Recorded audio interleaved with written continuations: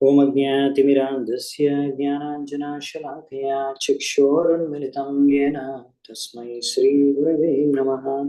श्रीचैतन्यमनोभीष्टं स्थापितं येन भूतले स्वयं रूपा कदा मह्यं ददाति स्वपदान्तिकं। वन्देऽहं श्रीगुरून् श्रीयुतापदकमलं श्रीगुरून् वैष्णवांश्च श्रीरूपं साग्रजातं सहगण रघुनाथान्वितां तं सजीवं साद्वैतं सावधूतं परिजनसहितं कृष्णचैतन्यदेवं श्रीराधा कृष्णपादान् सहगण ललिता श्रीविशाखान्वितांश्च। नमो विष्णुपादाय कृष्णप्रेष्ठाय भूतले श्रीमते भक्तिवेदान्त स्वामिनिते नामिने।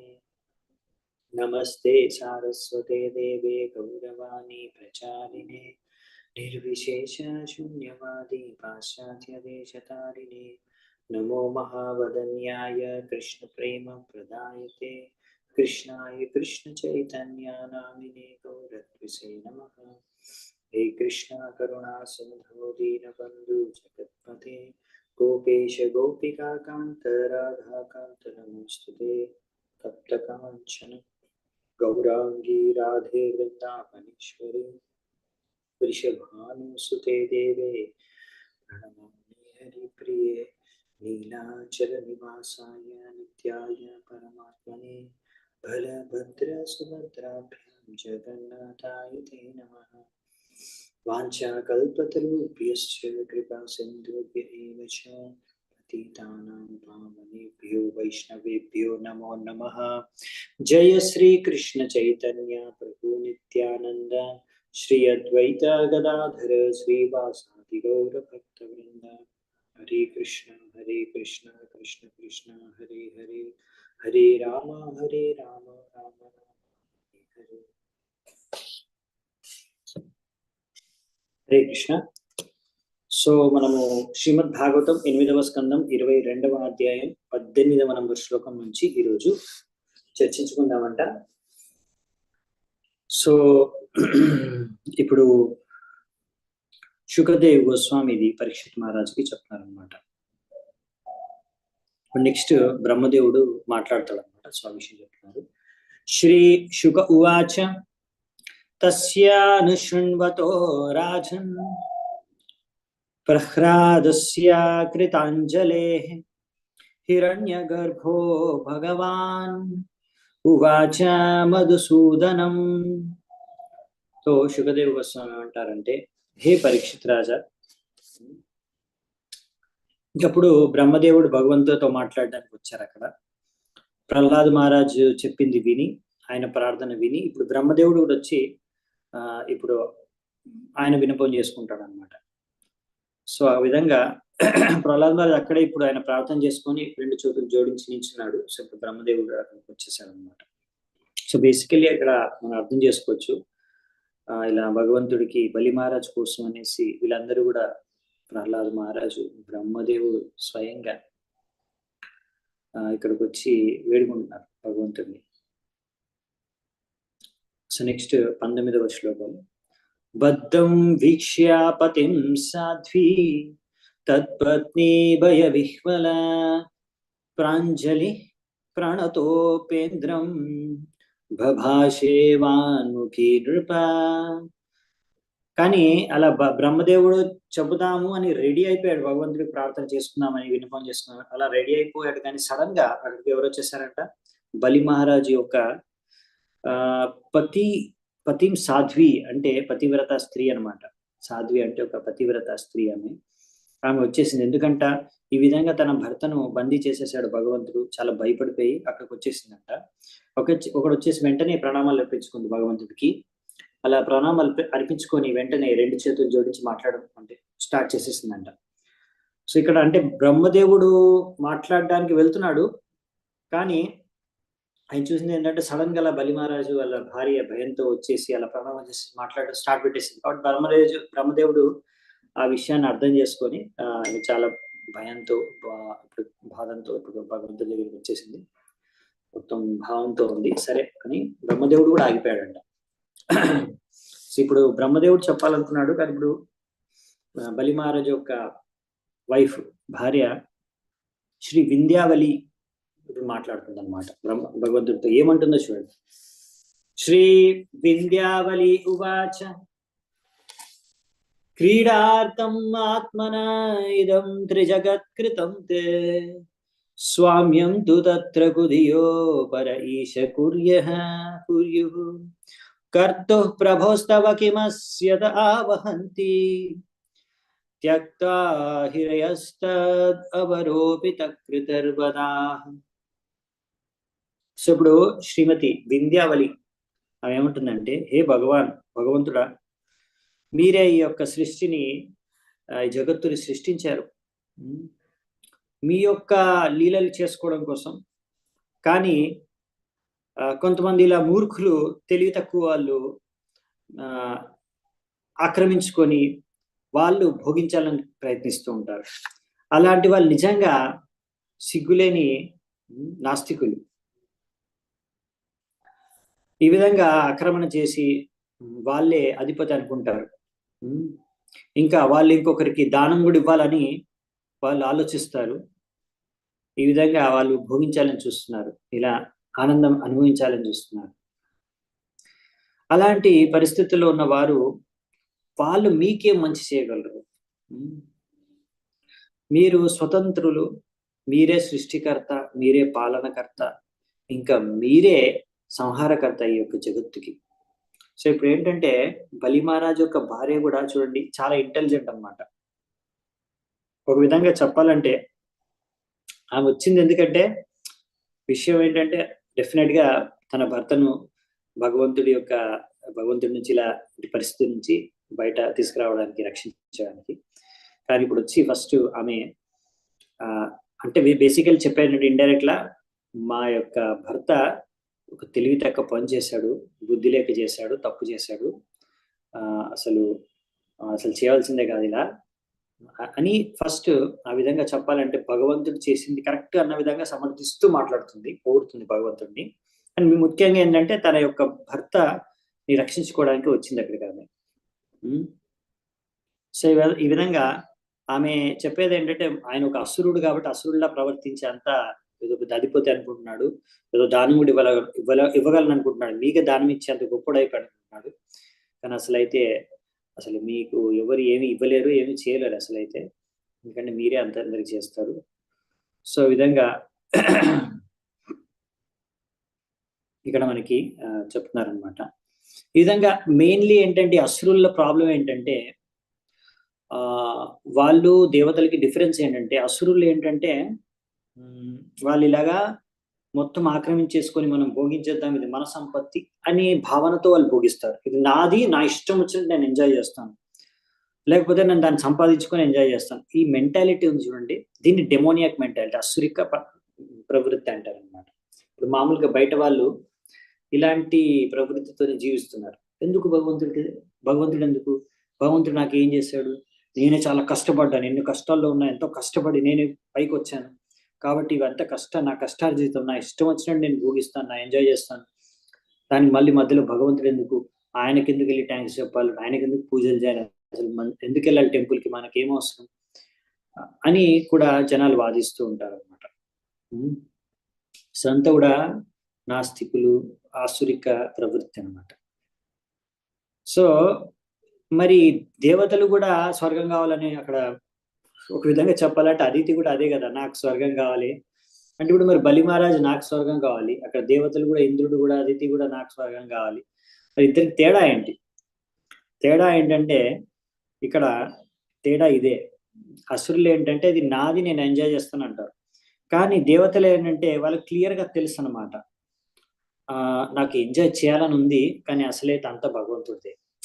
భగవంతుడు ఒకవేళ నాకు పర్మిషన్ ఇస్తే ఎంజాయ్ చేయడానికి నేను ఎంజాయ్ చేయొచ్చు, దానికోసం భగవంతుడు ఏదైనా సేవ్ చేసి పెడతాను.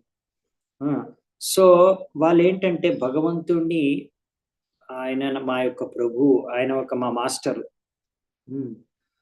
అంతా కూడా భగవంతుడిదే సంపత్తి, ఆయన్ని అసలైన ఈశ్వరుడు అనే విషయాన్ని వాళ్ళు గ్రహించి అలా భగవంతుడు అండర్లోనే సేవ చేసి భగవంతుడికి సేవ చేసుకుంటేనే కొంచెం వాళ్ళకున్న ఎంజాయ్ చేయాలనే ఓ మెంటాలిటీ ఏదైతే ఉందో దాన్ని కూడా పూర్తి చేసుకుంటారు. భగవంతుడు కూడా సరే అని అలాంటి వారిని ఎలాగో వాళ్ళ మాట వింటారన్నమాట. భగవంతుడి మాట వినడానికి రెడీ. కాకపోతే కొంచెం వాళ్ళకి ఆశ ఉంది, కొంచెం అలా ఎంజాయ్ చేయాలని. సరే. సో అందుకని భగవంతుడు ఏంటంటే వాళ్ళకి ఇలా నియమిస్తాడనమాట. సరే ఇంద్రుడిని నియమించాడు, నువ్వు పాలించాడు. సో ఇంద్రుడు ఎప్పుడు కూడా నేనే ఈ మొత్తం ఈ జగత్తుకి ఈశ్వరుడిని, లేకపోతే అందరికన్నా నేనే గొప్ప అని అనుకోడు. ఒకవేళ అనుకుంటే అప్పుడు భగవంతుడు ఏం చేస్తాడంటే వెంటనే ఆయన పొగ దించుతాడు అనమాట. అహంకారాన్ని వెంటనే ఫినిష్ చేస్తారు. అందుకనే కొన్ని నీళ్ళలు చేస్తూ ఉంటారు భగవంతుడు. గోవర్ధన్ లీల అందుకే చేస్తారు అనమాట, ఇంద్రుడి యొక్క పొగరు అహంకారాన్ని తగ్గించడానికి. సో ఆ విధంగా ఒకవేళ అలాంటి ఆలోచనలు వచ్చేస్తే మైండ్ నేనే గొప్ప అని, అందరికన్నా నా పైన ఎవరు లేరని అలా ఫీల్ అయినప్పుడు దేవతలకి వెంటనే భగవంతుడు ఏదో ఒక లీల చేసి బుద్ధి చెప్తాడు అనమాట. వాళ్ళు వెంటనే అర్థం చేసుకొని మళ్ళీ తప్పు సరిదిద్దుకుంటారు. సో ఇది ఒక అంతకు బెస్ట్ అనమాట. కాకపోతే ఈ అసురులు ఏంటంటే వాళ్ళు భగవంతుడు చెప్పిన మాట వినరు, ఇంకా వాళ్ళే భోక్త, వాళ్ళే భోగించే వాళ్ళు, అంతా నాకు నా ఎంజాయ్మెంట్కి ఎంత కూడా ఉంది అనుకుంటారు అనమాట. ఈ విధంగా వాళ్ళు అసలైన అధిపతి ఎవరు అనేది గుర్తించరు అసురులు, దేవతలు గుర్తిస్తారు. అది మెయిన్ డిఫరెన్స్ అనమాట. సో ఈ విధంగా ఇంకా అసురులు ఇంకా ఆక్రమించుకోవడం, ఇది నా భాగం, ఇది నీ భాగం అని కొట్టుకోవడం, లేకపోతే పంచుకోవడం, ఇవన్నీ చేస్తూ ఉంటారు అనమాట. ఎవడు నువ్వు అసలు కొట్టుకోవడం అనేది, పంచుకునేది? ఏం పంచుకుంటున్నావు నువ్వు? అంతా భగవంతుడు, నువ్వు పంచడం ఏంటి ఇంకొకరికి? నువ్వు దానం చేయడం ఏంటి? నువ్వు ఆక్రమించుకోవడం ఏంటి? ఇది మూర్ఖత్వం అనమాట. అలా ఈ విధంగా వీళ్ళు అర్థం చేసుకోలేరు అనమాట. ఇదంతా కూడా అసురిక మెంటాలిటీ అనమాట. సో ఈ విషయాలన్నీ కూడా మనం అర్థం చేసుకోవాలి ఇలాంటి లీలల ద్వారా బేసికలీ. సో ఈ విధంగా ఇక్కడ బలి మహారాజు యొక్క భార్య అంటుందన్నమాట. ఒక విధంగా చెప్పాలంటే బలి మహారాజుదే తప్పు అన్నట్టుగా భగవంతుడు చెప్తుందన్నమాట. సో ఈ విధంగా మీరు వాటిని అరెస్ట్ చేసి మంచి పని చేశారు, బుద్ధి వచ్చేలా చేశారు అన్నట్టుగా మాట్లాడుతుందన్నమాట. ఇంకోటి ఏంటంటే ఇక్కడ ఇండైరెక్ట్ గా బలి మహారాజుని ఎలా రక్షిస్తుందంటే, ఇప్పుడు బలి మహారాజు వచ్చేసి భగవంతుడి దగ్గర పెట్టేశాడు కదా, నా తలకాయ మీద కాలు పెట్టేసాను, ఇక నా దగ్గర మిగిలింది శరీరమే, మీరు నేను నా తలకాయ అంటే బలి మహారాజు ఏం ఆలోచించాడంటే, నా దగ్గర ఉన్న సంపత్తి అంతా తీసుకున్నాడు భగవంతుడు, కానీ సంపత్తి కన్నా విలువైనది నేను, అవునా? కాబట్టి నా శరీరం ఇంకా నా దగ్గర ఉంది కాబట్టి ఇది ఇవ్వగలను అనుకుంటున్నాడు. కాకపోతే ఇక్కడ ఇప్పుడు వింధ్యావళి వచ్చి ఏంటంటే, అతను మూర్ఖుడు, ఇంకా మీకు ఏదో ఇవ్వాలనుకుంటున్నాడు, తెలివి లేదు అసలు, అంతా మీదే కదా, మళ్ళీ మీకు ఇచ్చేదేంటి, అతను మీకేమి ఇవ్వగలడు, ఇదంతా మూర్ఖత్వం అతనిది, ఇంకా బుద్ధి రాలేదు ఆయనకి అన్నట్టుగా మాట్లాడుతుంది. అంటే ఆయన రక్షించుకోవాలన్నమాట. అంటే చెప్పేది ఏంటంటే భగవంతుడికి అసలు ఇంకా అతను ఏమి ఇవ్వలేడు, అంటున్నాడు ఇచ్చేస్తాను ఇంకా మా తలకాయ కూడా తీసుకోమని, కానీ అసలు ఇవ్వలేడు. అతను ఏముందని అతని దగ్గర ఇవ్వడానికి, అతను ఏంటండి ఇవ్వడానికి అనేసి ఆ విధంగా ఇండైరెక్ట్ గా అసలు భగవంతుడు సైడ్ తీసుకున్నట్టే తీసుకొని అక్కడ తన భర్తను రక్షించుకోవడానికి ప్రయత్నిస్తుంది అనమాట. సో ఈ విధంగా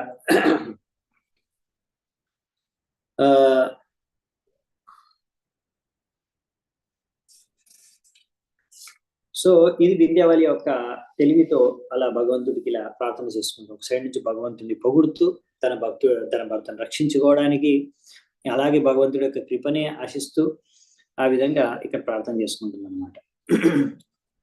సో ఈ విధంగా ఇక్కడ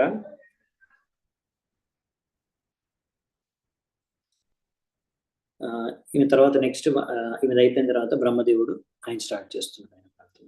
బ్రహ్మదేవుడు ఏం వినిపించుకుంటాడో చూద్దామంట. శ్రీ బ్రహ్మోవాచ భూతభావన భూతేశ దేవదేవ జగన్మయ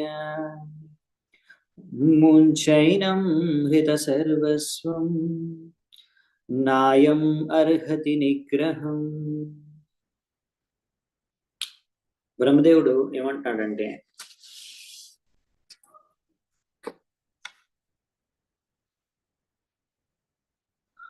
ఓ భగవంతుడా, మీరు అన్ని జీవాత్మల యొక్క ప్రభువు, ఈశ్వరుడు మరియు శ్రేయోభిలాషి, అందరి దేవతల ఆరాధ్య దైవం, అన్ని చోట్ల వ్యాపించి ఉండేది మీరే. ఇప్పుడు మీరు ఈ యొక్క వ్యక్తిని ఎంత దండించాలో అంత ఆల్రెడీ దండించేశారు, కావాల్సినంత ఆల్రెడీ శిక్షించేశారు, ఆయన దగ్గర ఉన్నంతా తీసేసుకున్నారు. కాబట్టి ఇప్పుడు ఆయన దయచేసి వదిలేయండి, ఇంకా ఆయన్ని దండించడం సరికాదు.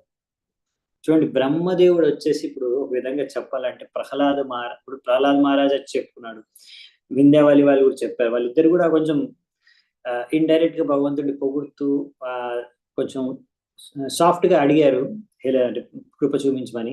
ఇప్పుడు బ్రహ్మదేవుడు డైరెక్ట్ గా చెప్పేస్తున్నాడు అనమాట భగవంతుడికి. ఇంకా భగవంతుడు వదలలేదు ఆయన్ని. సో డైరెక్ట్ గా బ్రహ్మదేవుడు వచ్చి చెప్పేస్తున్నాడు, ఒక వకీల్ లాగా వాదిస్తున్నాడు అనమాట ఆయన తరఫు నుంచి. అంటే వీళ్ళందరూ ఒక విధంగా చెప్పాలంటే ఫస్ట్ ప్రహ్లాద్ మహారాజు, తర్వాత వింధ్యావళి, ఇప్పుడు బ్రహ్మదేవుడు వచ్చేసి బలి మహారాజ్ తరఫున వాళ్ళకి ఆయన న్యాయం జరగాలి అన్నట్టుగా ఒక విధంగా చెప్పాలంటే వాదిస్తుంది. ఇక్కడ డైరెక్ట్ బ్రహ్మదేవుడు చెప్పేశాడు, మీరు అసలు ఆల్రెడీ ఎంత అవసరమో ఎంత దండించాలో అంత దండించేశారు, మీకు కావాల్సింది అంత తీసేసుకున్నారు, మళ్ళీ అంతేకాకుండా దండించారు, ఇంత అవమానించారు, అపమానించారు, అంత అయిపోయింది. ఇంకా ఇంకా దండించడం సరికాదు, తీసేసి వదిలేసేయండి. ఎందుకలా అంటారంటే బ్రహ్మదేవుడు ఈ విధంగా, కృష్ణాతేనేన దత్తా భూర్లోకా కర్మార్జితాశ్చయే నివేదితం చ సర్వస్వం ఆత్మా విక్లవయాధియా. బలి మహారాజు ఏమాత్రం మొహమాట పడకుండా ఆయన దగ్గర ఉన్నదంతా, ఆయన చేతిలో ఉన్నదంతా, ఆయన సంపద అంతా, ఆయన సంపాదించి అంతా మీకు ఇచ్చేసాడు. ఇప్పుడు ఫైనల్ గా తనకున్న శరీరాన్ని కూడా మీకు అర్పించేస్తున్నాడు, ఇంకా ఏం మిగిలింది. ఇంకా ఎందుకంటే బ్రహ్మదేవుడు ఇలా, భగవంతుడు భగవద్గీతలో ఒక విషయం చెప్తారు, దాన్ని గుర్తు చేస్తూ, అంటే దాని ప్రకారంగా భగవంతుడు నీ ఇప్పుడు ఈ విధంగా అడుగుతున్నాడు అనమాట బ్రహ్మదేవుడు, ఎందుకు ఇంతగానో అతన్ని దండిస్తున్నారు, ఎందుకు ఆయన ఇంత ఇచ్చినా కానీ మొత్తం లాగేస్తున్నా ఆయన ద్వారా ఎందుకు సంతృప్తి చెందట్లేదని భగవంతుడు ఆయన పట్ల, బలి మహారాజు పట్ల.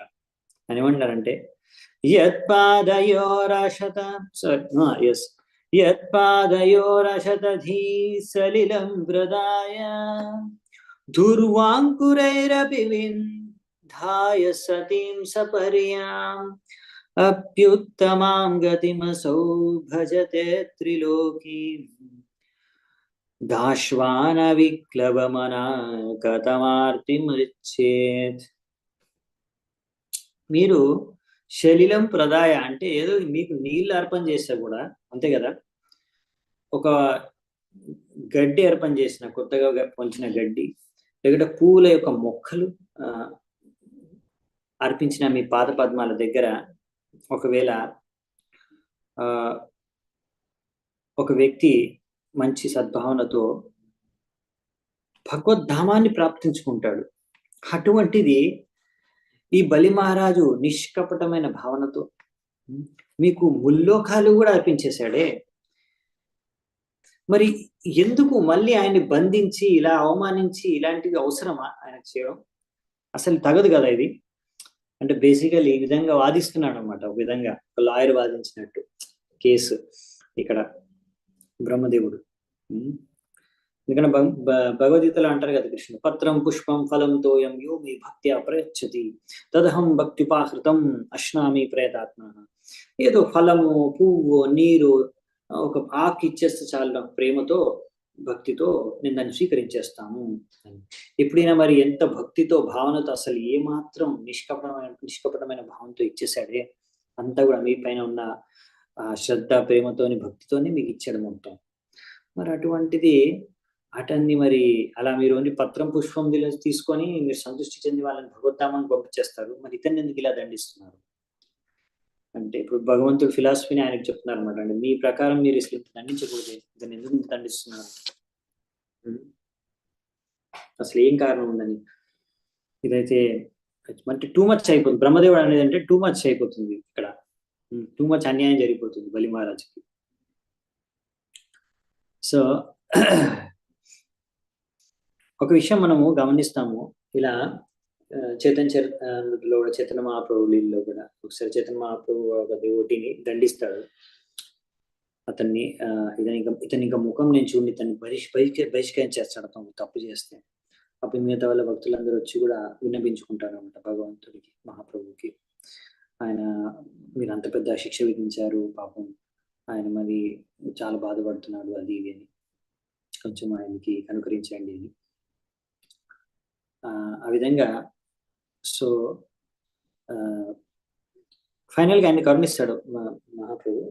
అలాగే ఒక్కొక్కసారి అంటే ఇలా భగవంతుడు కూడా ఇలా చేస్తూ ఉంటారు అనమాట. అలా అంటే ఎంత గొప్ప వ్యక్తి అని బలి మహారాజ్ అందరికి తెలియజేయడానికి లీల చేస్తున్నారు. కానీ ఇంకా ఎక్కువైపోతుంది ఇక పనిష్మెంట్ అనేసి ఇక్కడ బ్రహ్మదేవుడి మీద ఇలాంటి సమయాల్లో ఆ భక్తులు కూడా వెళ్ళి భగవంతుడిని ఇలా వేడుకుంటారు అనమాట. సో ఇలాంటి సందర్భాలు ఉన్నాయి కొన్ని ఇక్కడ కూడా ఒకటి సందర్భం వల్ల. అఫ్ కోర్స్ భక్తులకు అర్థం కావట్లేదు భగవంతుడు ఎందుకు ఇలా చేస్తున్నాడు, ఇంత పాపం ఆయన ఆయన ఆయన పట్ల ఇంత దయ లేకుండా ఎందుకు వివరిస్తున్నాడు అని. కానీ భగవంతుడు ఒక పర్పస్ ఉంటుంది. ఇప్పుడు ఎనీవేస్ వీళ్ళ కర్తవ్యం వీళ్ళు చేస్తున్నారు, మేము ఒక తోటి భక్తులం కాబట్టి మా సైడ్ నుంచి మేము అట్లీస్ట్ మేబీ భగవంతుడు అనుకుంటాడు, అరే ఇంతమంది అడుగుతున్నారు సరే వదిలేద్దాం వీళ్ళని అన్నట్టుగా ఆలోచిస్తూ ఇక్కడ బ్రహ్మదేవుడు బలి మహారాజ్ని వదిలేయచ్చు కదా ఎప్పుడైనా కనీసం అన్న విధంగా మాట్లాడుతున్నారు అనమాట. ఇప్పుడు నెక్స్ట్ భగవంతుడు సమాధానం ఇస్తుంది. ముగ్గురు చెప్పారు వచ్చి వినవించుకున్నారంటే బలి మహారాజ్ తరఫున ఆయన్ని వదిలేయాలన్నట్టుగా, ఆయన్ని కొంచెం వదిలేయని చాలా అయిపోయింది అతను దండించడం అని. సో ఇప్పుడు మరి భగవంతుడు ఏమంటాడో చూద్దామంట. ఇప్పుడు బాగుంటుంది ఇది. ఎందుకు చేశాడు భగవంతుడు ఇలా అనేది, ఇంకా ఏం చేస్తాడు ఇప్పుడు భగవంతుడు అనేది చెప్తాడు. శ్రీ భగవానువాచ బ్రహ్మం యమనుగ్రహ్ణామి తద్విషో విదునోమ్యహం జన్మధ పురుషస్తబ్ధో లోకం మాం చావం మాన్యతే. భగవంతుడు ఏమంటాడంటే, ఓ నా ప్రియమైన బ్రహ్మదేవుడా, ఒక్కొక్కసారి భౌతిక సంపత్తి పెరిగిపోయి ఒక వ్యక్తి యొక్క తలకెక్కిపోతుంది అనమాట, పిచ్చి. ఆ యొక్క తిక్క తలకి ఎక్కిపోతుంది అనమాట ఒక్కొక్కసారి భౌతిక సంపద పిచ్చివాడిని చేస్తుంది ఒక మనిషిని. అప్పుడు ఆ వ్యక్తి ఎవరిని సమ్మానించకుండా నన్ను కూడా అసమ్మానపూర్వకంగా నాతో కూడా వ్యవహరిస్తుంది, నన్ను కూడా లెక్క చేయకుండా వాడు వ్యవహరిస్తుంటాడు. అలాంటి వ్యక్తికి నేను ఆయన దగ్గర ఉన్న అన్ని తీసేసుకొని అతనికి నా విశేషమైన కృపను చూపిస్తాను అని ఇక్కడ చెప్తున్నారు అనమాట. సో ఈ విధంగా ఎవరైనా భగవంతుడిని మర్చిపోయి అసలు లెక్క చేయకుండా ఇష్టం వచ్చినట్టు వ్యవహరిస్తే, భోగించాలని ప్రయత్నిస్తే భగవంతుడి వారికి తెలియజేసే విధంగా దండన విధిస్తారనమాట. మళ్ళీ వాళ్ళకి తెలిసి వచ్చే విధంగా అసలు నేను ఈశ్వరుని కాదు, నేను ఇష్టం వచ్చినట్టు చేయలేను, భగవంతుడి కంట్రోల్లో ఉన్నంత అని. సో ఈ విధంగా అందుకే ఈ యొక్క మెంటాలిటీ ఏదైతే ఉందో భగవంతుడిని లెక్క చేయకుండా జీవించే మెంటాలిటీ ఏదైతే ఉందో అది చాలా భయంకరమైన మెంటాలిటీ అన్నమాట. సో ఒకవేళ భగవంతుడు అలా ఎవరి దగ్గరైనా అలాంటి మెంటాలిటీ ఉంటే ముఖ్యంగా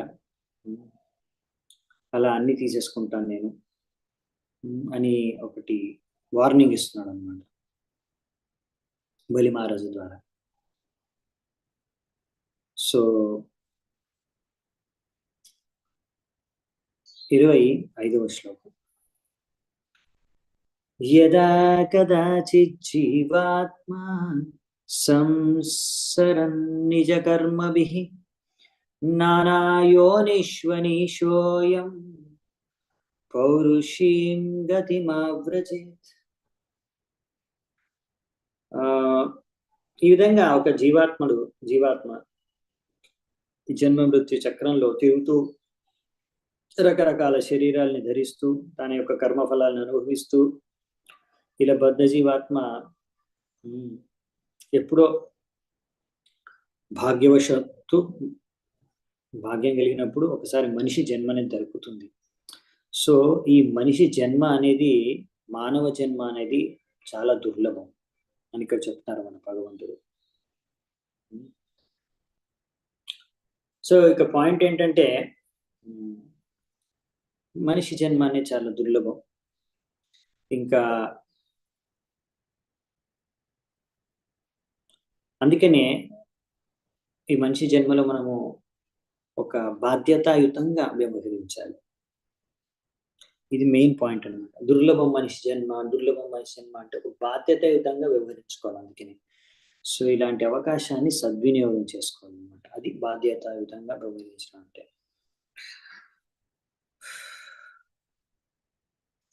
సో ఒక్కొక్క జీవికి ఒక్కొక్క విశేషత ఉంటుంది.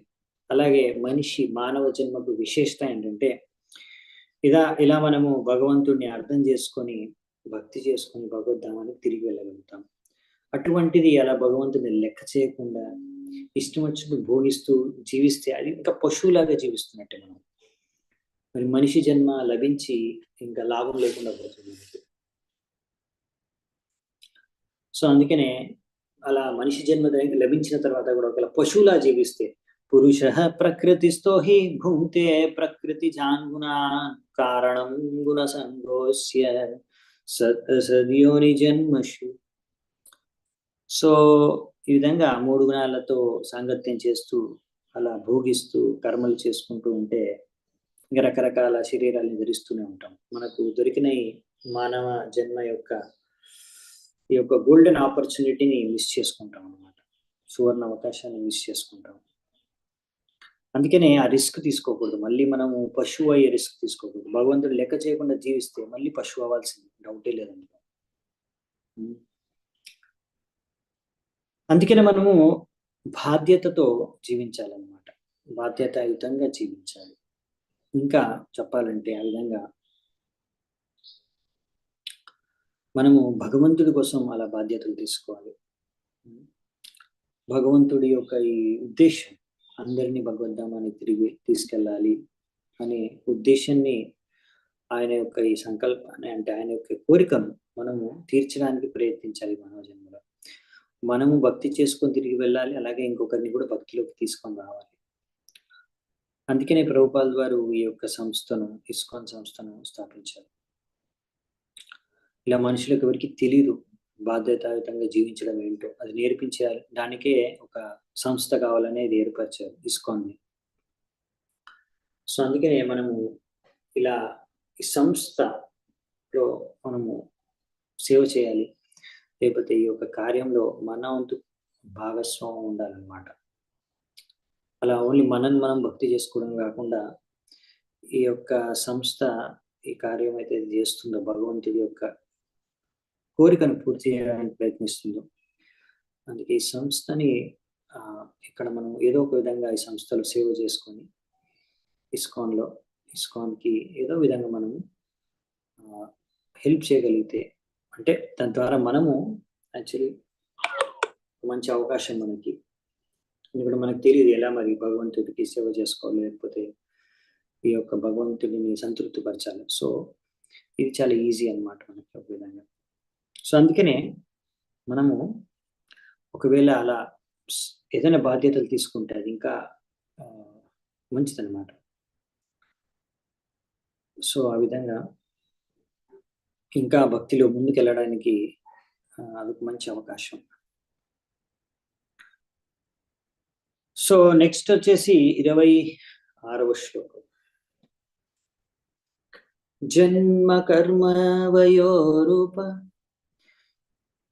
విదైశ్వర్య ధనాదిభిః యద్యస్య న భవేత్ స్తంభస్ తత్రాయం మదనుగ్రహః.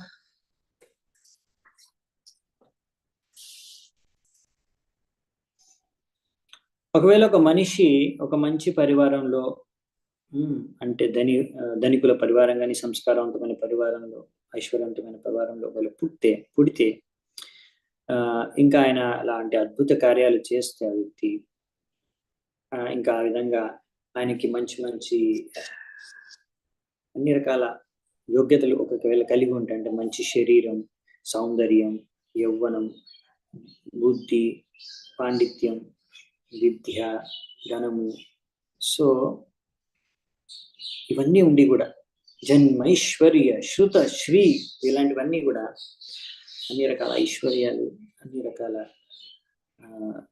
ఇవన్నీ ఒకవేళ ఉండి కూడా భగవంతుడు చెప్తున్నాడు, ఒకవేళ అతనికి గర్వం అనేది లేదనుకోండి, అది మీరు అర్థం చేసుకోవాలి, అతడి పైన భగవంతుడి విశేషమైన కృప ఉందని. ఇక్కడ ఎవరు చెప్తున్నారు? అది భగవంతుడు వామనదేవుడు స్వయంగా చెప్తున్నాడు. చాలా ఇంపార్టెంట్ పాయింట్ అనమాట. భౌతిక ప్రపంచంలో ఉన్న వాళ్ళు ఈ పాయింట్ అర్థం చేసుకోలేరు. చాలా ఇంపార్టెంట్ పాయింట్ ఇది. భౌతిక ప్రపంచంలో ఏంటంటే నా దగ్గర ఏమైనా ఉందనుకోండి, ఇంకొకరికి చూపించుకోవాలి. నేనెంత గొప్పోడిని.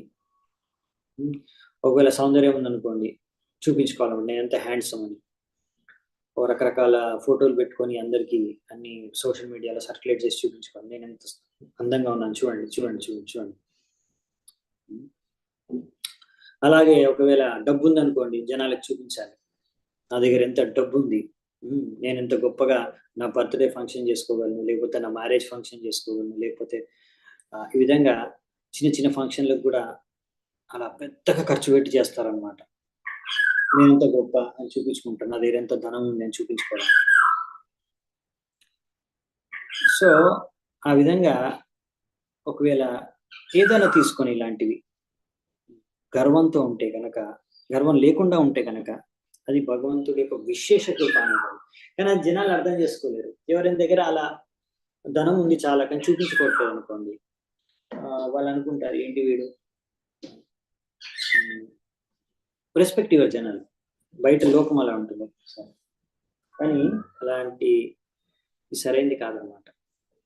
ఎందుకు గర్వం ఉండకూడదు అంటే ఆ వ్యక్తి ఒకవేళ అర్థం ఎప్పుడు గర్వం ఉండదు, ఎప్పుడు ఆ వ్యక్తి అర్థం చేసుకుంటాడు నా దగ్గర ఇవన్నీ ఉన్నాయి కరెక్ట్, కానీ ఇవన్నీ కూడా శాశ్వతం కాదు. ఇప్పుడు నా దగ్గర ఉన్నది కూడా ఈ భగవంతుడు ఒక కృప. సో ఇందులో నేను గర్వపడాల్సింది ఏం లేదు, కానీ ఇదంతా భగవంతుడి యొక్క సేవకు వినియోగించుకోవాలి. ఎందుకంటే ఎంత నాకు భగవంతుడే ఇచ్చాడు, ఇది ఇంకా శాశ్వతం కూడా కాదు. సో నా దగ్గర ఉన్నప్పుడు దాన్ని భగవంతుడు వినియోగించేసుకుంటే బెస్ట్ ఎలాగైనా సరే. సో ఇది సరైన చేతంతో.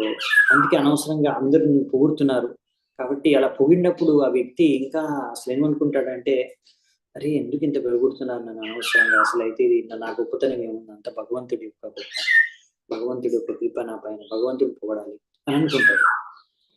సో అలా అనుకోవాలన్నమాట. అది అసలైన భక్తుడి యొక్క లక్షణం. అలా అన్ని కూడా భగవంతుడి సేవలో వినియోగించుకోవాలన్నమాట. ఇలా అందుకే అలాంటి భక్తుడు, అలాంటి వ్యక్తి గర్వంతో, అహంకారంతో ఉపంగిపోవడం అనమాట. ఒక విషయం పాయింట్ రాసుకోవడం బాగుంటుంది. సో ఈ విధంగా ఒకవేళ జీవించాలన్నమాట ఒక వ్యక్తి అనేది. సో పాయింట్ ఏంటంటే, ఒకవేళ ఇది చాలా అద్భుతంగా ఉంటుంది. ఈ పాయింట్ నేను మీకు ముందు కూడా చెప్పాను, ఇప్పుడు మళ్ళీ చెప్తాను. ఇక్కడ తాత్పర్యంలో రాస్తారు. ఫైనల్ గా కంక్లూజన్ సారం ఏంటంటే, ఒకవేళ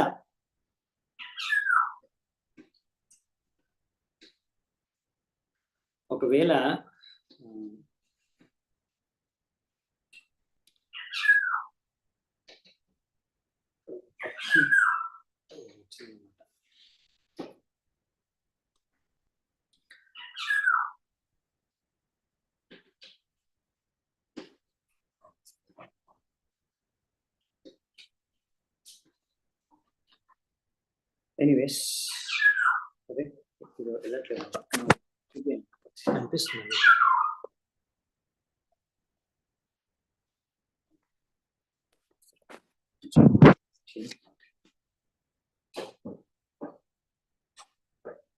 చాలా స్పెషల్ అన్నమాట ఇక్కడ. ఓకే, సో ఈ అద్భుతమైన పాయింట్ ఏంటంటే, ఈ విధంగా ఒకవేళ ఒక వ్యక్తి దగ్గర ఉన్న ధనము, సంపత్తి అంతా కూడా ఒకవేళ ఆ వ్యక్తి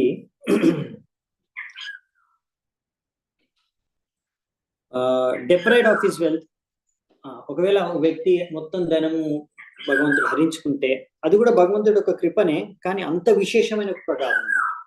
ఇంకా విశేషమైన కృప ఏంటంటే, ఒకవేళ ఆ విధంగా ఆ భక్తి దగ్గర ఆ ధనము, సంపత్తి అంతా ఉంది, కానీ అతను ఇంత ధనము, సంపత్తి ఉన్నా కానీ ఆ వ్యక్తి గర్వంతో, అహంకారంతో ఉండకుండా, ఇలా నాదే మొత్తం, నేనే గొప్ప అని ఉండకుండా, ఇదంతా కూడా భగవంతుడి కృప అని ఒక నమ్ర భావనతో ఒకవేళ అతను ఉండగలిగితే అది నిజంగా అది ఒక గొప్ప వరం అన్నమాట భగవంతుడిది ఆయన పైన.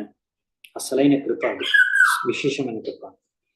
సో అలాంటి వ్యక్తులు మీరు చూస్తే నిజంగా అర్థం చేసుకోవాలన్నమాట. అరే ఇంత డబ్బున్నా, ఇంత ధనమున్నా, ఇంత బుద్ధి తెలివితేటలున్నా ఈ వ్యక్తి ఎంత నమ్ర భావనతో ఉంటున్నాడు.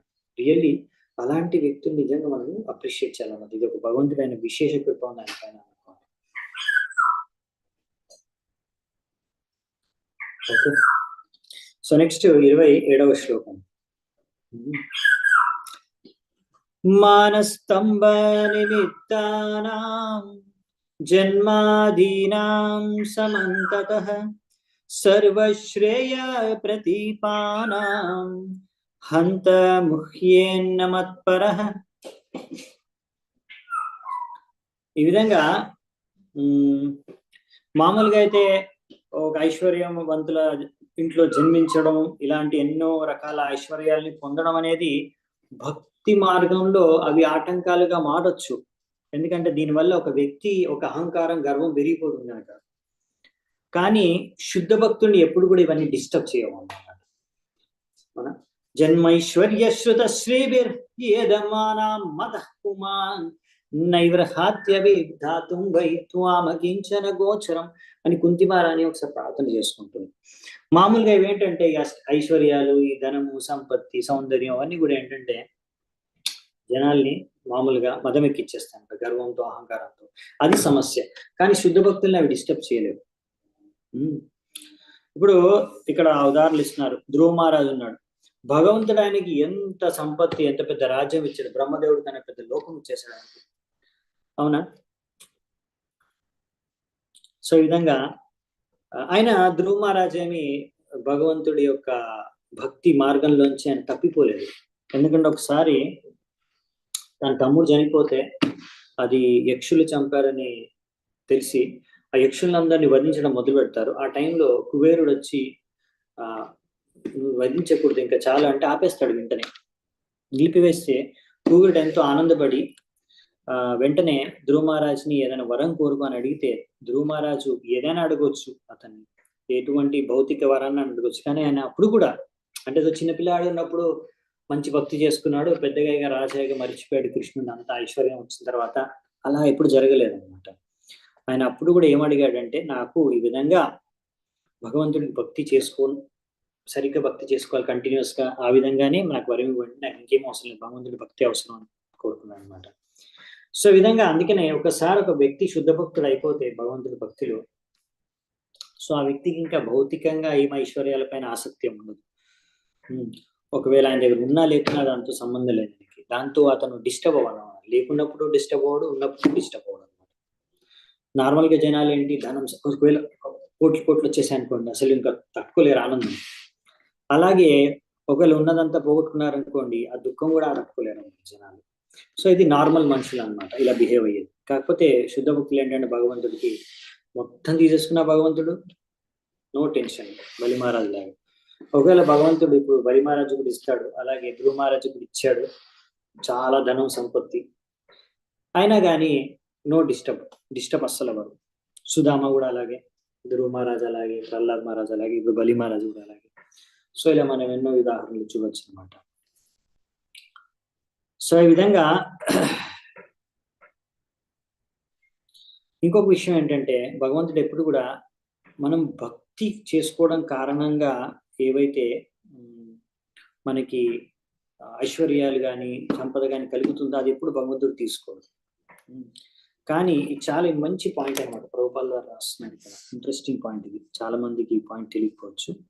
ఇక్కడ ఏం రాశారంటే, the supreme personality of God head never takes away material opulences achieved because of devotional service, although he sometimes takes away opulences achieved by the pious activities. అంటే పుణ్యకార్యాలు చేసి పుణ్యాలు చేసుకుని అర్జించుకున్న సంపదను భగవంతుడు హరించుకుంటాడేమో కానీ, తీసేసుకుంటాడేమో కానీ, భక్తి చేసుకోవడం ద్వారా వచ్చిన సంపదను ఎప్పుడు కూడా భగవంతుడు తీసుకున్నాడు.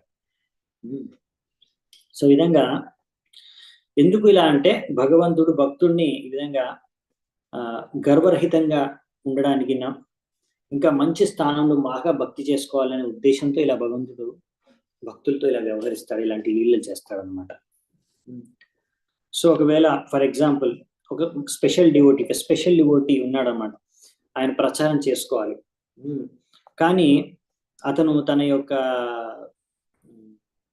ఫ్యామిలీ లైఫ్ వద్దనుకుంటున్నాడు, లేకపోతే ఆయన దగ్గరున్న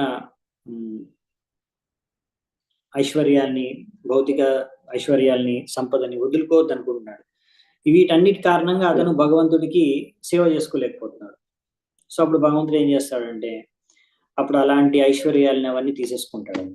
తద్వారా ఆయన సంపూర్ణంగా భగవంతుడికి భక్తి చేసుకున్నాడు. సో బేసికలీ తద్వారా ఆయన సంపూర్ణంగా కృష్ణ భక్తి చేసుకోవచ్చు. బేసికలీ భగవంతుడి ఉద్దేశం ఏంటంటే, పాయింట్ ఏంటంటే, భగవంతుడు ఒకరికి ఐశ్వర్యాన్ని ఇస్తాడు, ఒకరికి తీసుకుంటాడు.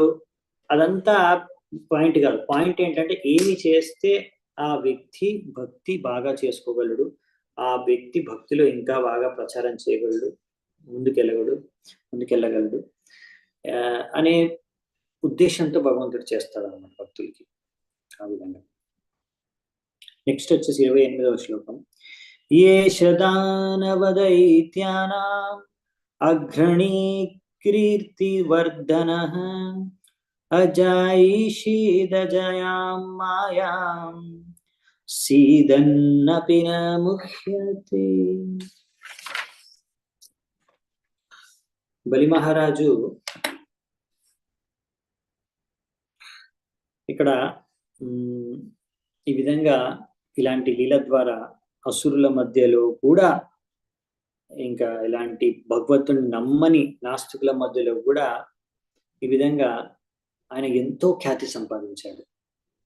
ఈ విధంగా అంత ఐశ్వర్యాన్ని కోల్పోయిన భక్తిని మాత్రం వదలలేదు ఇంకా. సో ఇది ఇంట్రెస్టింగ్ పాయింట్ అనమాట. సిద్ధన్నపి న ముహ్యతి. సో ఈ విధంగా ఒక్కొక్కసారి చాలా కష్టమైన పరిస్థితులు మనం ఎదుర్కోవాల్సి వస్తుంది. మనకు వస్తాయి అట్లా జీవితంలో భక్తి చేసుకుంటున్నప్పుడు కూడా. అలాంటి సమయంలో మామూలుగా అయితే జనాలు ఏడుస్తూ ఉంటారు, కానీ ఒక భగవంతుడి కృప ద్వారా ఒక భక్తుడు ఎంత కష్టమైన పరిస్థితి వచ్చినా కానీ ఆయనకు అర్థం చేసుకుంటాడు, ఇదంతా భగవంతుడు నాకు పెడుతున్న పరీక్ష అని అర్థం చేసుకొని అలాంటి అన్ని పరీక్షలను కూడా బలిమహారాజు లాగా పాస్ అయిపోతాడు అనమాట.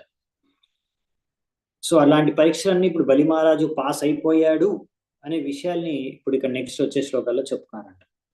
29 మరియు 30. క్షీణరిక్తశ్చ్యుతః స్థానాత్ క్షిప్తో బద్ధశ్చ శత్రుభిః జ్ఞాతిభిశ్చ పరిత్యక్తో యాతనామనుయాపితః గురుణా భర్తిసితః శప్త జహౌ సత్యం న సువృతః చలైరుక్తో మయా ధర్మో నాయం త్యజతి సత్యవాక్.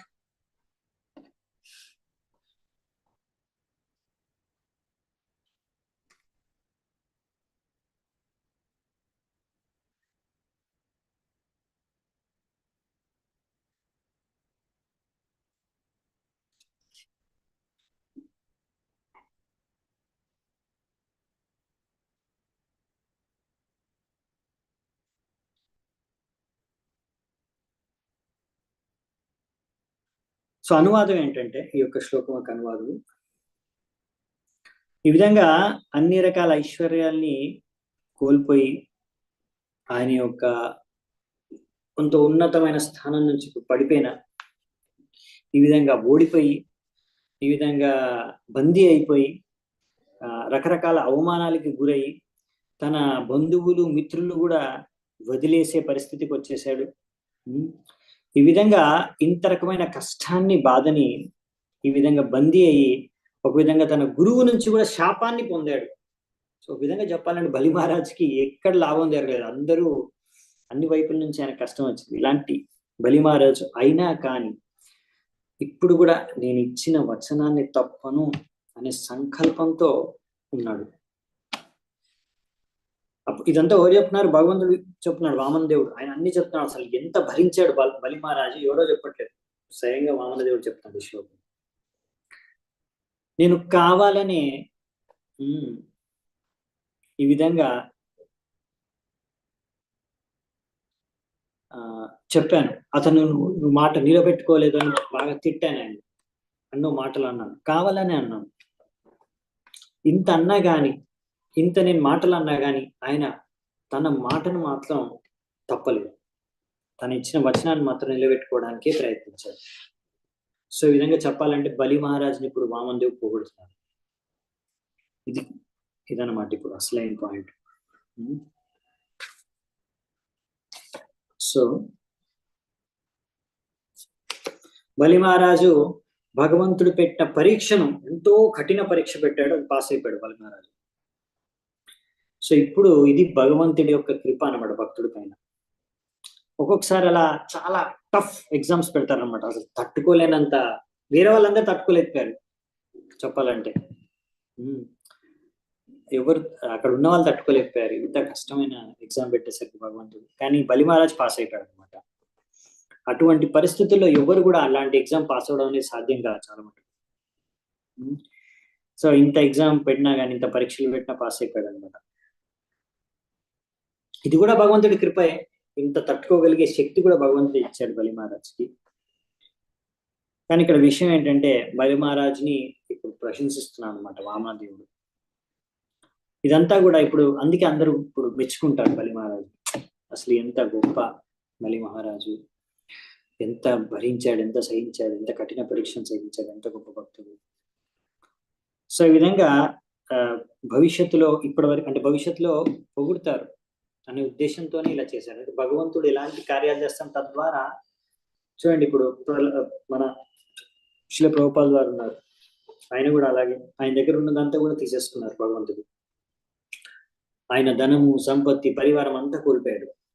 ఫైనల్ గా ఆయన ఎంతో స్ట్రగుల్ చేసి పాశ్చాత్య దేశానికి వెళ్ళి ప్రచారం చేయడానికి ప్రయత్నించారు. ఎన్నో రకాల కఠినమైన పరిస్థితులను ఎదుర్కొన్నారు. హార్ట్ అటాక్ వచ్చింది దారిలో. సో ఈ విధంగా అన్నిటిని ఎదుర్కొని అక్కడికి వెళ్ళి ఎంతో కష్టమైన పరిస్థితులను ఎదుర్కొని ఎంతో కష్టపడి ప్రచారం చేసి సక్సెస్ఫుల్ అయ్యారు. అది భగవంతుడి కృపనే. సో మనం కూడా ఆ విధంగా, అందుకనే ప్రభుపాదుల పట్ల ఎంతో చాలా ఫీలింగ్ ఉంటుంది అనమాట. అరే ఎంత కష్టపడి మన కోసం చేశారని. సో మనం కూడా అందుకే ప్రభుపాదులను ఇంకా ఎక్కువ ప్రశంసించగలుగుతాం. ఎందుకంటే అది అంత ఈజీగా ఆయన చేయలేదు. ప్రచారం అనేది అంత ఈజీ అవ్వలేదు, ఆయన చాలా కష్టపడాల్సి వచ్చింది. ఆయన ఒక ప్రయత్నం మనకి అలాగే అది జీవన ఏదైతే ఆయన జీవితంలో ఏదైతే జరిగిందో అది డెఫినెట్ గా చాలా మనకి ఆయన పట్ల ఇంకా మనం గొప్పతనాన్ని తెలియజేస్తుంది మనకి, ఎంత గొప్ప భక్తుడు అనేది. సో అందుకనే ఇప్పుడు బలి మహారాజు కూడా ఇలా ఎంతో కఠినమైన పరీక్ష పాస్ అయ్యాడు కాబట్టి అతను అసలు మహాజనుల్లో ఒకడయ్యాడు. 12 మహాజనుల్లో ఆయన కూడా ఒక మహాజనుడు. సో ఎందుకనే ఈ విధంగా భగవంతుడు టెస్ట్ చేశాడు ఆయన్ని, అందరికీ ఆయన గొప్పతనం తెలియజేయడానికి, ఎంత సహన శక్తి ఉంది, ఎంత గొప్ప భక్తుడు అనే విషయాన్ని తెలియజేయడానికి. సో నెక్స్ట్ 31వ శ్లోకం. ఏషమే ప్రాపితస్థానం దుష్ప్రాపం మమరైరపి సావర్ణేర్ అంతరస్యాయం భవితేంద్రో మదాశ్రయ. భగవంతుడు ఇంకేమంటున్నాడంటే, ఈయన ఇంత సహించాడు అవునా, కాబట్టి నేను ఆయనకి ఎలాంటి స్థానం ఇచ్చానంటే దేవతలకు కూడా అటువంటి స్థానం లభించలేదు. అతను సావరణి మన్వంతరంలో, అంటే వచ్చే మన్వంతరం, ఆ మన్వంతరంలో ఆయన ఈ యొక్క స్వర్గానికి ఇంద్రుడి యొక్క పదవిలో ఆయనే ఉంటాడు. ఆయన ఇంద్రుడు అవుతాడు, దేవేంద్రుడు ఆయనే అవుతాడు నెక్స్ట్ మనం. సో ఇది చెప్పేశాడు ఒకటి. సో ఈ విధంగా భగవంతుడు ఒకవేళ అన్ని తీసేసుకున్న భక్తుడి నుంచి, మళ్ళీ భగవంతుడు ఎటువంటి ఆయనకి వరాలు ఇస్తాడంటే, ఎటువంటి స్థానాన్ని ఇస్తాడంటే అది దేవతలు కూడా ఊహించలేరు. ఇలాంటివి ఎన్నో సందర్భాలు ఉన్నాయి మనకి. సుధామ విప్ర, ఆయన బ్రాహ్మణుడు ఉన్నాడు, ఆయనకి ఎంతో పేదరికంలో జీవించాడు. ఆయన ఎంత పేదరికంతో, ఎంత కష్టంలో జీవించినా భగవంతుడి దగ్గరికి వచ్చి ఆయన్ని కలుసుకున్నాడు, కానీ ఆయనకు ఏమైనా కావాలి అని మాత్రం ఏమి అడగలేదు. సో ఆయన ఓన్లీ కృష్ణుడికి భక్తి మాత్రమే చేసుకోవాలనుకున్నాడు. సో ఫైనల్ గా భగవంతుడు కూడా ఆయనకి ఎంతో సంపదను ఇచ్చాడు. ఆయన ఊహించిన సంపద ఆయనకి ఇచ్చారు. సో ఈ విధంగా భగవంతుడు ఇప్పుడు బలి మహారాజు కూడా అలా ఎంతో ఉన్నతమైన స్థానం, ఇంద్రుడి యొక్క పదవి ఇవ్వాలనుకుంటున్నాడు, అది ఇచ్చేశాడు. సో ఇప్పుడు ఇక్కడ ఒక విషయం ఏంటంటే,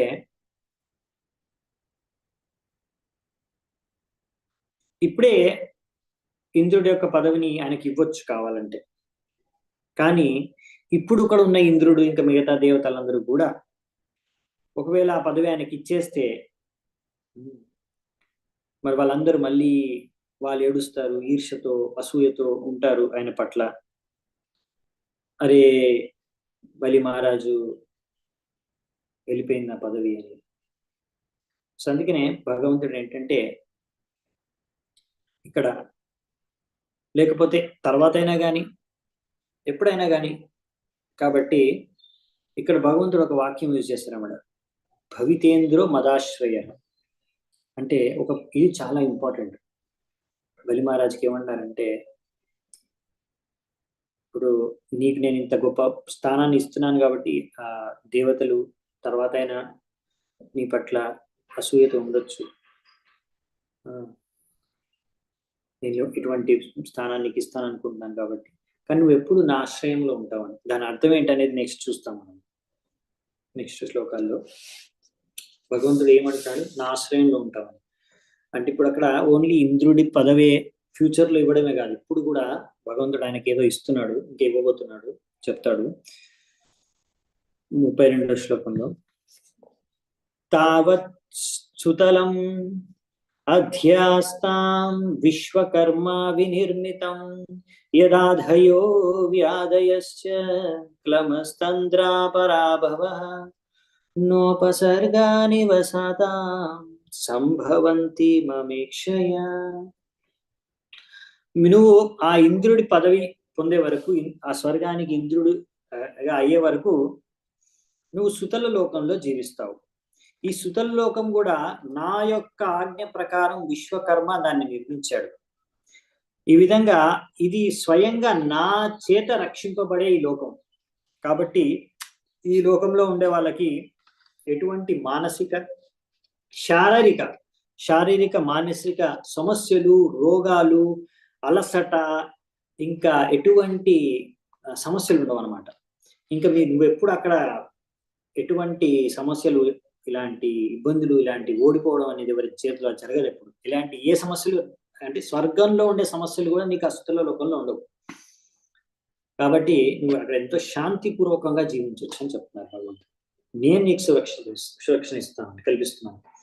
ఇప్పుడు స్వర్గంలో ఉన్న దేవతలకు కూడా భగవంతుడే ఆశ్రయం, కానీ దేవతలు, ఇది చాలా మంచి డిస్టింక్షన్ అనమాట, వ్యత్యాసం. సుతల లోకానికి ఇంద్రలోకానికి స్వర్గానికి డిఫరెన్స్ ఏంటంటే, అక్కడ స్వర్గం లోకంలో ఎప్పుడున్న ఇంద్రుడు దేవతలు మీరు చూస్తూనే ఉన్నారు కదా, ఎన్నిసార్లు వాళ్ళు కష్టాలకు గురవుతున్నారు. మాటికి ఒకసారి శివుడి దగ్గరికి పోతారు, బ్రహ్మదేవుడి దగ్గర, విష్ణు దగ్గరికి వెళ్ళేసి అడుక్కోవడం, ప్రాధేయపడడం, మమ్మల్ని రక్షించండి రక్షించండి. ఒకసారి వాళ్ళ అమ్మ అడుక్కుంటుంది, ఇంకొకసారి వాళ్ళే అడుక్కుంటారు, ఇంకొకసారి వాళ్ళు ఆ విధంగా ఇంకొకరిని ఎవరినో దదిచి మున్నెళ్ళు అడుక్కుంటారు. ఇలా వేరే వాళ్ళని అడుక్కుంటారు, మమ్మల్ని రక్షించండి, మమ్మల్ని కాపాడండి, మేము చాలా కష్టాల్లో ఉన్నామని. దేవతల పరిస్థితి ఇలా ఉంది. కానీ అలాంటి పరిస్థితి బలి మహారాజుకి రాదనమాట. ఎందుకంటే బలి మహారాజు అదే చెప్తున్నాడు భగవంతుడు, భౌతిక ప్రపంచంలో ఉన్న వాళ్ళందరికీ ఇలాంటి రోగం అనేది, కష్టాలు అనేది, మానసిక శారీరక సమస్యలు అనేది కామన్. కానీ బలి మహారాజుకి అలాంటి సమస్య రాదని భగవంతుడు వర్ణించేశాడు. సో అందుకనే ఇప్పుడు ఒక విధంగా చెప్పాలంటే, ఇప్పుడు ఇంద్రుడి కన్నా దేవతల కన్నా కూడా అసలు బాగా ఇప్పుడు బలి మహారాజుకి మంచి ఇక్కడ స్థానాన్ని ఇచ్చారనమాట, మంచి వారిని ఇచ్చారు.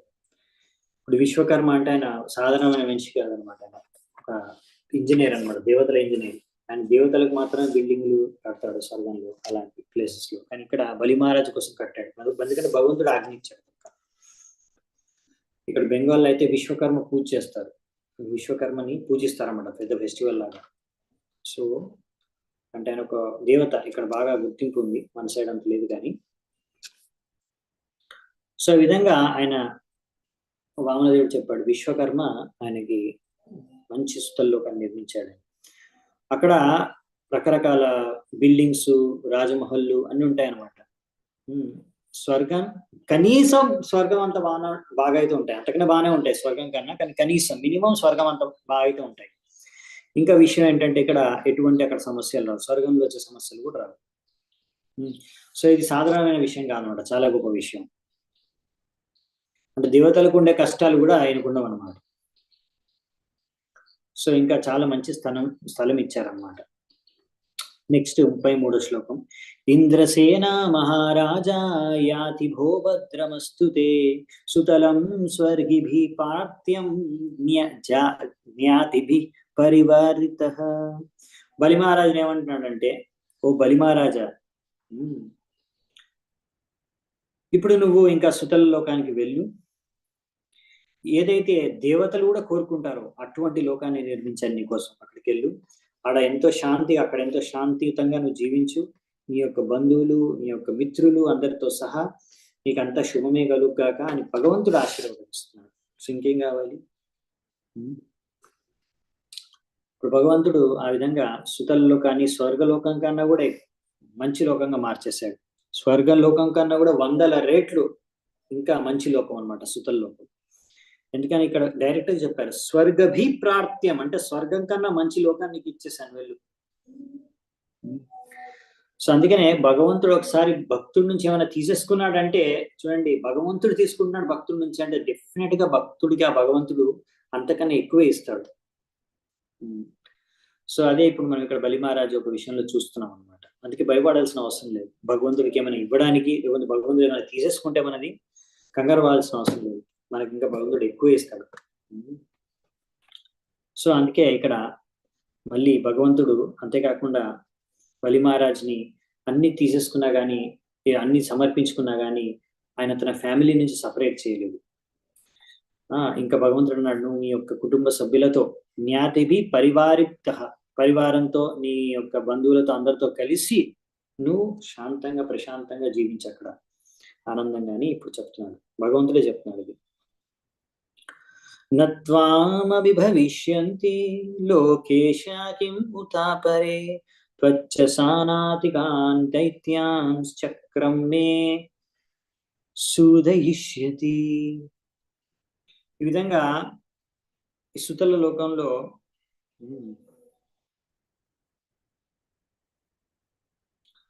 ఇక్కడ భగవంతుడు వామనదేవుడు ఏం చెప్తున్నాడు బలి మహారాజ్కి, సుతల లోకంలో మిగతా దేవతలు కానీ మిగతా లోకాల యొక్క పాలకులు కానీ ఇంకా సాధారణ భక్తుల గురించి అయితే వదిలేయండి, ఇలాంటి గొప్ప గొప్ప దేవతలు మిగతా లోక పాలకులే ఎప్పుడు కూడా ఆ యొక్క సుతల లోకానికి వచ్చి ఆక్రమించుకునే ప్రసక్తే లేదు, నిన్ను జయించే ప్రసక్తే లేదు. ఇంకా మరి అక్కడ ఉన్న అసురులు అంటావా, అక్కడ ఉన్న నీ లోకంలో ఉండే అసురులు కూడా నీకు ఎప్పుడు ఎదురు చెప్పరు, ఒకవేళ చెబితే నా సుదర్శన చక్రం తలకై తీసేస్తున్నాడు. సో ఇక్కడ భగవంతుడు చెప్తున్నాడు, అంటే చూడండి అసలు ఎంత అదృష్టం, అంటే ఇంతకన్నా ఇంకేం కావాలి? అంటే బయట నుంచి ఎవరు అటాక్ చేయరు, లోపల నుంచి కూడా ఎవరో విరోధిస్తే సుదర్శన చక్రం వాళ్ళని ఫినిష్ చేస్తుంది. అని ఇంకా దేనికి కంగారు పడాలి? ఏమీ కంగారు పడాల్సిన అవసరం లేదు, అది ఇంకా ఓపెన్ గా భగవంతుడు చెప్పేశాడు. ఇప్పుడు ఇంకొకరు సాహసించని కూడా సాహసించరు అలాంటివి చేయడానికి. సో ఫైనల్ గా 35th ఇంకా 36 2 శ్లోకాలు చేస్తున్నామంట. 35th రక్షిష్యే సర్వతోహం త్వాం సానుగం సపరిచ్ఛదం సదా సన్నిహితం వీరా తత్ర మాం ద్రక్ష్యతే భవాన్. ఓ గ్రేట్ హీరో, నేను నీతో పాటే ఉంటాను, నీకు రక్షణ కల్పిస్తాను అన్ని విధాలుగా, అన్ని along with your associates and paraphernalia, అంటే నీతో పాటు ఉన్న వాళ్ళందరికీ కూడా రక్షణ కల్పిస్తాను. కాబట్టి అంతేకాకుండా నువ్వు ఎప్పుడు నన్ను నా దర్శనం కూడా నీకు కలుగుతూనే ఉంటుంది. అంటే భగవంతుడు అంట, నేను నీతో పాటు ఉండి మరీ రక్షిస్తాను నిన్ను మీ వాళ్ళందరినీ కూడా.